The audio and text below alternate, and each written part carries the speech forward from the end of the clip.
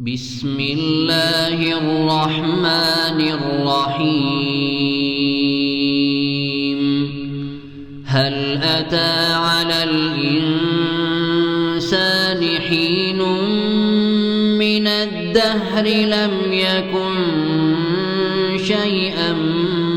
مذكورا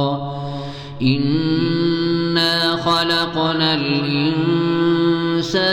من نطفة أمشاج نبتليه فجعلناه سميعا بصيرا إنا هديناه السبيل إما شاكرا وإما كفورا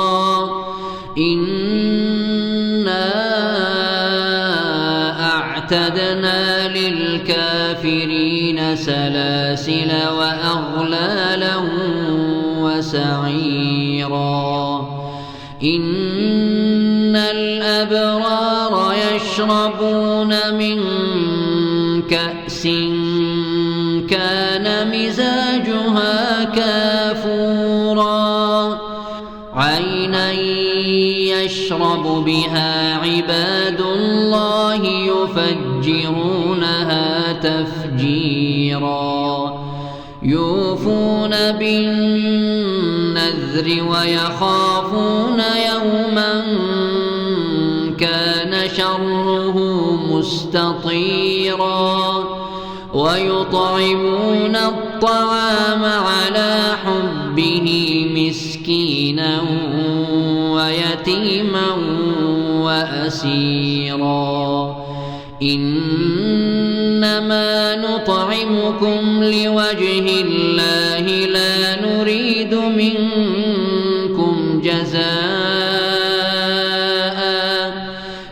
نريد منكم جزاء ولا شكورا إنا نخاف من ربنا يوما عبوسا قمطريرا فوقاهم الله شر ذلك اليوم ولقاهم نضرة وسرورا وجزاهم بما صبروا جنة وحريرا متكئين فيها على الأرائك لا يرون فيها شمسا ولا زمهريرا ودانية عليهم ظلالها وذللت قطوفها تذليلا ويطاف عليهم بآنية من فضة وأكواب كانت قوارير من فضة قدروها تقديرا ويسقون فيها كأسا كان مزاجها زنجبيلا عينا فيها تسمى سلسبيلا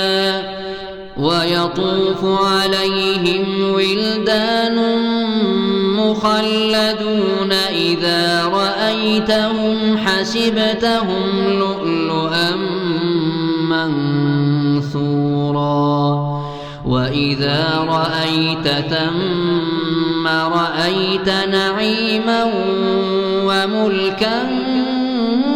كبيرا عاليهم ثياب سندس خضر واستبرق وحلوا أساور من فضة وسقاهم ربهم شرابا طهورا إن هذا كان لكم جزاء وكان سعيكم مشكورا إنا نحن نزلنا عليك القرآن تنزيلا